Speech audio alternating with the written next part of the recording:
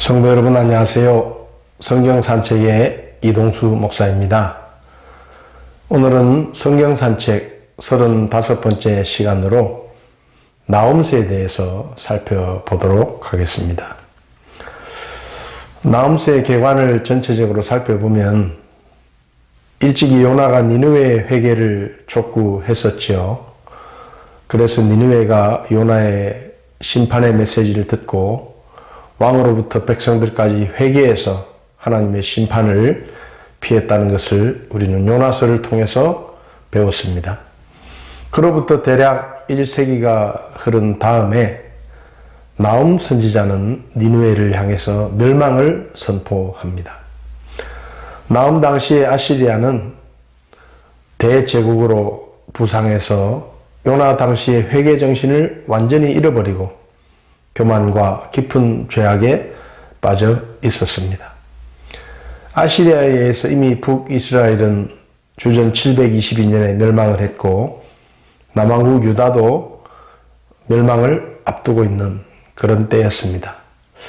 이러한 때 나홈은 아시리아의 멸망을 선포함으로 하나님의 주권을 만방에 나타내고 그리고 멸망을 두려워하는 유다 백성들을 위로하는 그런 사역을 했습니다. 이 책의 제목은 이 책의 저자이자 중심인물인 선지자 나홈의 이름을 따라 지어졌는데요. 나홈은 위로자라는 뜻입니다.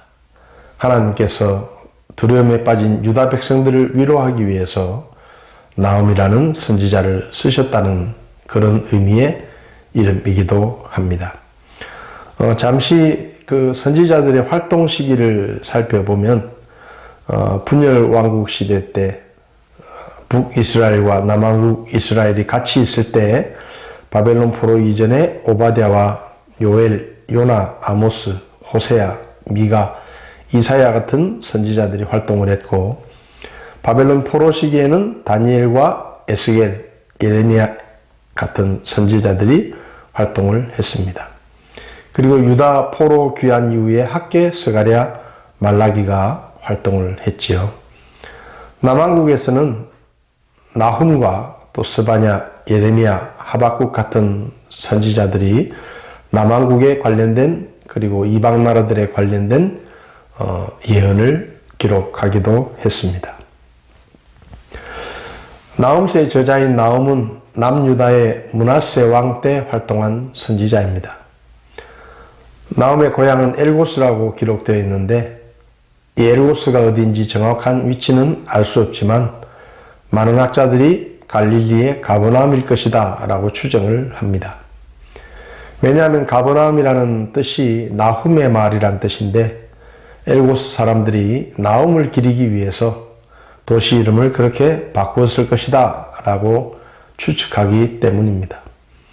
그러나 이 엘고스가 아시리아 제국 안에 있는 지역이거나 예루살렘에서 가사 사이에 있는 성읍이라고 주장하는 그런 학자들도 있지만 정확한 위치는 알 수가 없습니다. 나홈서가 기록된 기록 시기는 나홈서에 기록된 이집트의 고도인 테베, 지금의 룩소 지역의 멸망에 대한 언급으로 추정해 볼 수가 있습니다. 테베는 주전 663년에 멸망했는데 10년 후에 다시 회복되었습니다. 그런데 나홈서에는 테베의 멸망에 대해서는 언급하지만 회복에 대해서는 언급하지 않는 것을 볼 때 나훔의 예언은 아마 그 사이에 선포되었을 것이다 라고 생각을 합니다. 그래서 이 책의 기록 시기는 주전 663년에서부터 654년 사이에 기록되었다고 추정할 수가 있습니다. 이 나홈서의 기록 목적은 이스라엘 백성의 대적인 아시리아의 멸망을 통해 유다 백성들을 위로하는 것이었습니다. 그리고 난공불락의 성읍인 니느웨의 멸망을 통해서 하나님의 능력과 하나님이 역사의 주권자이심을 알리기 위해서 기록되었습니다. 또 교만과 죄악은 반드시 하나님의 공의로운 심판을 받게 된다는 사실을 일깨워주기 위해서 기록되었다고 할 수 있습니다. 나홈서의 특징은 니느웨에 대한 멸망을 선포하지만 남유다의 죄에 대한 어떠한 지적이나 책망의 말이 없습니다. 이것은 이 나홈서가 순수하게 유다 백성들을 위로하는 데 집중되어 있다는 것을 알려주는 것이죠. 그리고 이 나홈서는 마치 그림을 그리듯이 뛰어난 시적인 문체로 하나님의 성품과 니느웨의 멸망을 아주 명료하게 묘사하고 있습니다. 특별히 첫 장은 시편 119편에 나타난 것처럼 각 절의 첫 글자를 히브리 알파벳의 순서를 따라 배열한 답관체의 운율을 갖추고 있는 것이 특징이라고 할 수 있습니다. 나홈서의 핵심 구절은 1장 2절이라고 볼 수 있는데요. 하나님은 질투하는 분이시니 주께서는 원수 갚는 분이시니라. 주께서는 보복하며 경노하시는 분이시니 주께서는 자신의 대적들에게 보복하시고 자신의 원수들을 위해 진노를 간직하시는도다 라고 말씀합니다. 하나님은 교만함에 질투하시는 분이시고 그분을 대적하고 그분 앞에 죄를 짓는 그런 민족들을 심판하시는 분이십니다.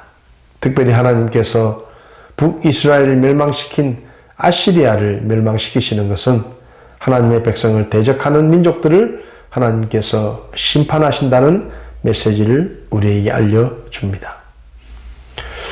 나홈서의 전체 내용을 대략 살펴보면 1장은 복수하시는 하나님을 기록하고 있습니다.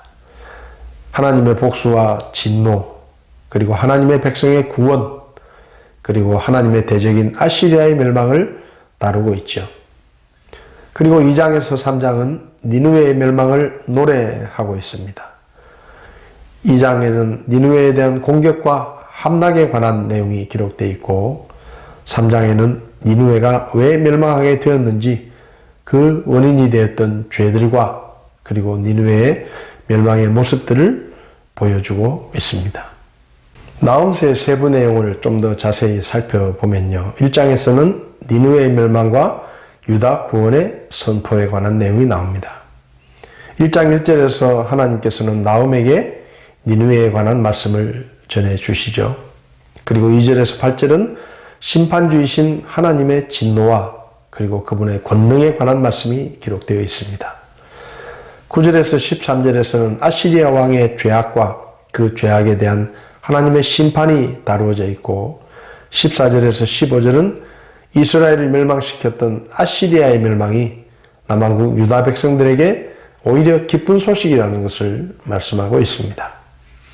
2장에서는 니느웨에 대한 구체적인 공격과 함락에 관한 내용이 나오는데 바빌로니아가 니느웨를 포위하고 니느웨를 침공하는 내용이 나오며 그리고 후반부에서는 근동 지역의 패권국이었던 아시리아 제국이 멸망해서 황폐하게 되는 것을 묘사하고 있습니다.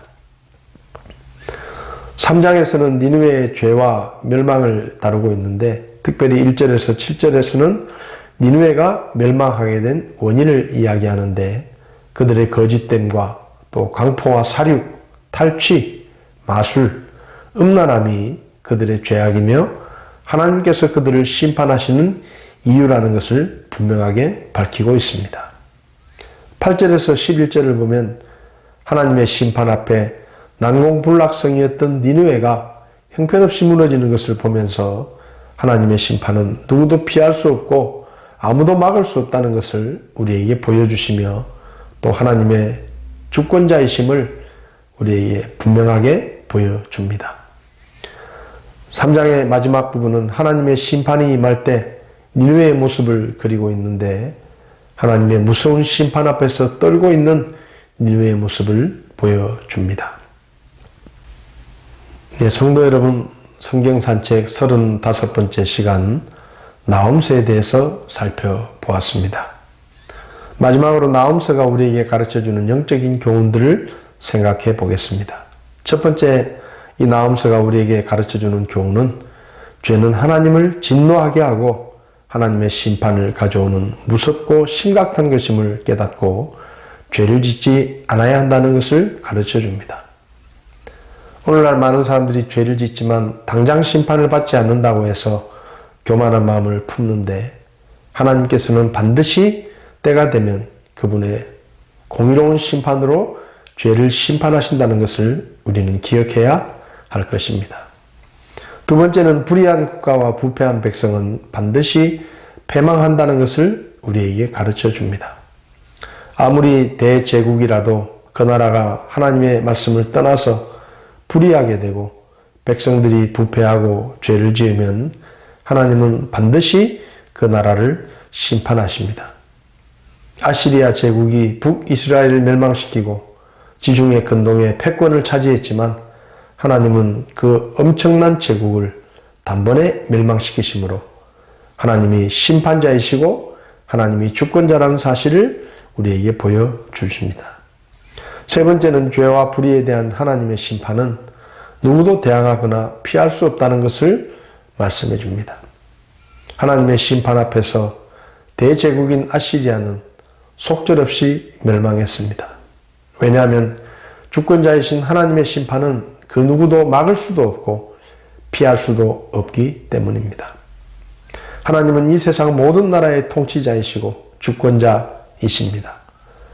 그래서 모든 나라의 흥망성쇠와 모든 사람의 생사화복이 하나님의 손에 달려 있습니다. 따라서 우리는 우리의 생사화복이 하나님의 손에 달려 있다는 것을 기억하고 하나님의 말씀을 기억하며 그분의 말씀에 순종하고 그리고 하나님을 경외하는 삶을 살아야 할 것입니다. 오늘은 나홈서에 대해서 살펴보았습니다. 다음 시간에는 하박국서에 대해서 살펴보도록 하겠습니다. 한 주간 동안 주님 안에서 승리하시고 기쁨과 평안을 누리시다가 다음 시간에 뵙도록 하겠습니다. 오늘도 시청해 주셔서 감사합니다.